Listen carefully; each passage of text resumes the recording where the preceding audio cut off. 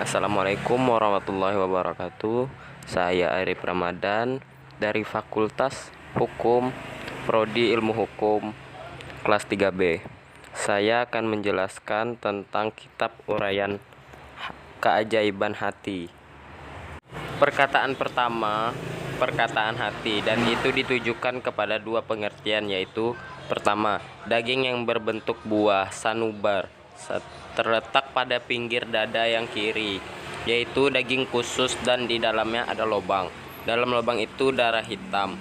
Itulah sumber nyawa dan tambangnya, dan kami tidak bermaksud sekarang menguraikan bentuk dan caranya.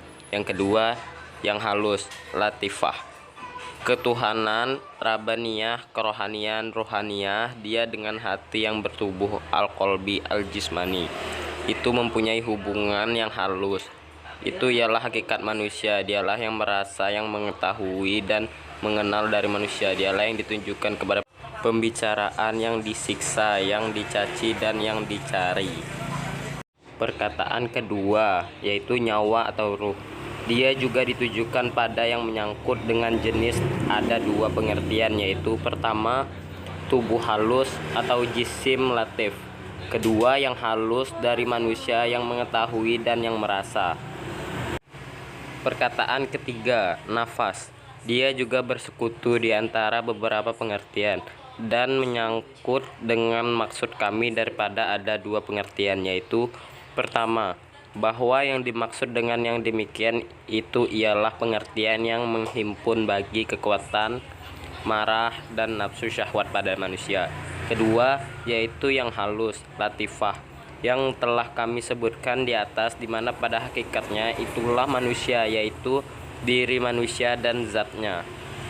Perkataan keempat, akal, itu juga bersekutu dengan pengertian yang bermacam-macam yang telah kami sebutkan pada kitab ilmu, dan yang menyangkut dengan maksud kami dari jumlah pengertiannya ialah dua pengertian, yaitu pertama, sesungguhnya kadang-kadang ditujukan dan dimaksudkan dengan akal itu pengetahuan tentang hakikat segala keadaan. Kedua, sesungguhnya kadang-kadang ditunjukkan dan dimaksudkan dengan akal itu ialah yang memperoleh pengetahuan ilmu. Tentara hati. Allah Subhanahu wa Ta'ala mempunyai tentara yang berkumpul banyak dalam hati, dalam roh, dan dalam alam-alam lain.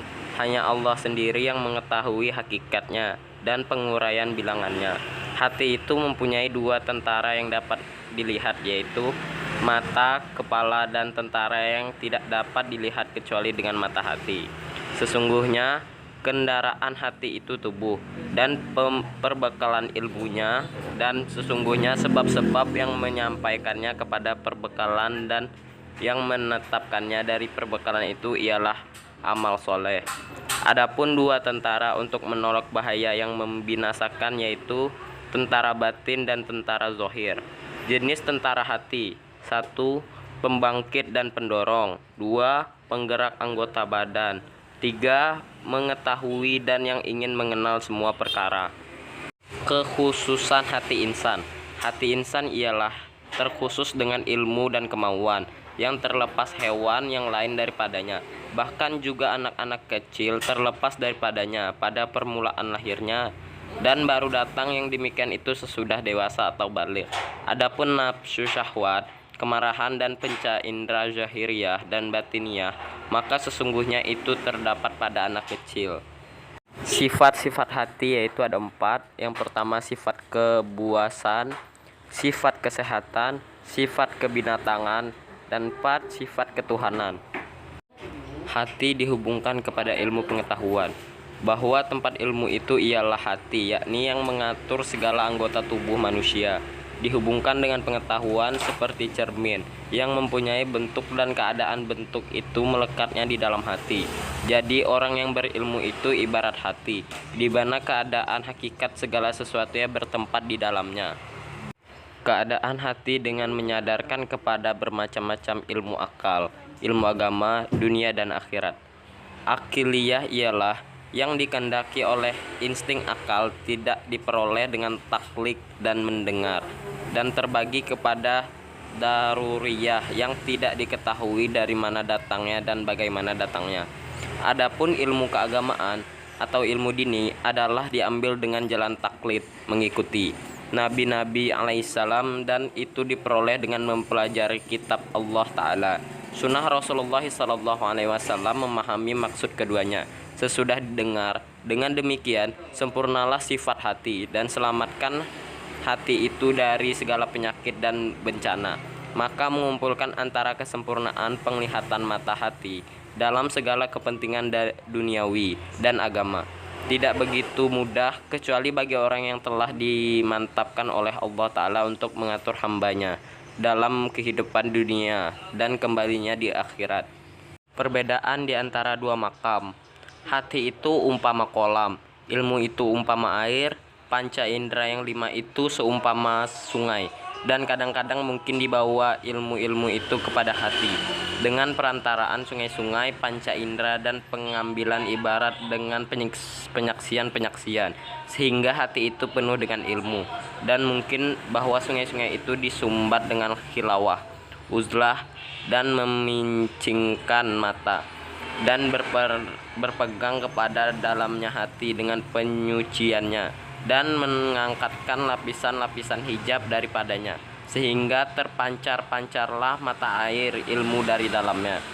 Ketahuilah kiranya bahwa ini termasuk sebahagian daripada ilmu keajaiban rahasia hati, dan tidak dibolehkan menyebutkannya dalam ilmu muamalah. Akan tetapi kadar yang mungkin disebutkan ialah bahwa hakikat segala sesuatu itu digariskan pada lahul mahfuz.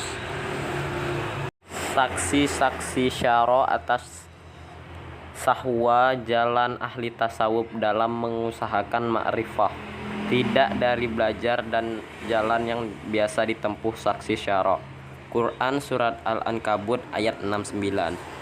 Penguasaan setan atas hati dengan waswas dan sebab kerasnya waswas. Hati seperti kubah yang mempunyai pintu-pintu yang ditegakkan kepada hati, itu hal ihwal dari masing-masing pintu. Dan juga hati itu seperti sasaran yang ditegakkan kepadanya, panah dari segala pihak, atau seperti cermin yang ditegakkan. Singgah di cermin itu segala macam bentuk yang beraneka ragam. Maka waswas adalah bertentangan dengan ilham, setan bertentangan dengan malaikat, dan taufik bertentangan dengan kehinaan. Tempat masuknya setan. Ketahuilah bahwa contohnya hati itu seperti benteng, dan setan itu musuh yang bermaksud masuk ke dalam benteng.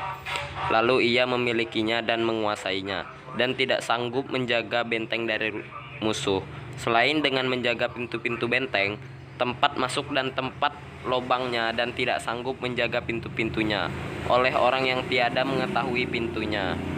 Maka menjaga hati dari bisikan setan itu wajib, yaitu fardu ain atas tiap-tiap orang mukallaf atau sudah balik dan berakal. Dan sesuatu yang menyampaikannya kepada wajib juga menjadi wajib dan tidak sampai dapat menolak setan. Selain dengan mengetahui tempat-tempat masuknya, setan itu menunjukkan dengan yang demikian kepada nafsu syahwat, marah dan rakus. Melarikan diri dari garis perang atau perjuangan adalah rakus kepada dunia. Enggannya setan daripada sujud kepada Adam alaihissalam yang sudah wafat adalah dengki, dan dengki itu tempat masuk yang terbesar. Para ulama yang mengintip hati, yang memperhatikan sifat-sifat dan kesenangan keajaiban hati, berbeda pendapat tentang masalah ini dalam beberapa golongan. Suatu golongan berkata bahwa bisikan atau bisikan setan itu terputus dengan mengingati Allah atau berzikir, karena Nabi SAW pernah bersabda, apabila mengingati Allah, hati itu mengendap, atau al-kansu.